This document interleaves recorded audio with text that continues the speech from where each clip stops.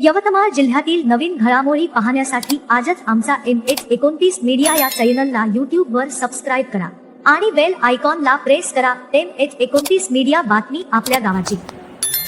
नमस्कार, आपण पाहत आहात MH29 मीडिया। आर्णी शहरातून एक महत्त्वाची बातमी समोर येत आहे। आताची मोठी आणि महत्त्वाची बातमी आपण पाहत आहात। समोरचा टायर फुटल्याने स्लीपर कोचचा अपघात, सुदैवाने जीवितहानी टळली। नागपूर तुळजापूर मार्ग आणि शहरातील दत्तरामपूर परिसरामध्ये शनिवारी रात्री सुमारे 10 वाजण्याच्या सुमारास स्लीपर कोच बसचा अपघात झालाय। बसचा समोरील टायर अचानक फुटल्याने चालकाचं वाहनावरील नियंत्रण सुटले आणि हा अपघात घडलाय। अपघातग्रस्त बसचा क्रमांक MH25 CF 7866 असून ही बस नागपूरहून कोल्हापूरला जात होती। बसमध्ये एकूण 30 प्रवासी प्रवास करत होते। सुदैवाने या अपघातात कोणतीही जीवितहानी झाली नाही। चालकाला किरकोळ दुखापत झाली असून सर्व 30 प्रवासी सुरक्षित असल्याची माहिती मिळाली आहे।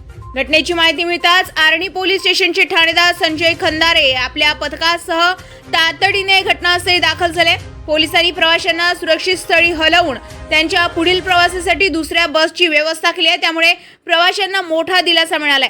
या अपघातात मोठी दुर्घटना टळल्याने प्रवाशांनी सुटकेचा निश्वास सोडला असून पोलिसांच्या तत्पर मदत कार्याचे सर्व स्तरातून कौतुक होत आहे।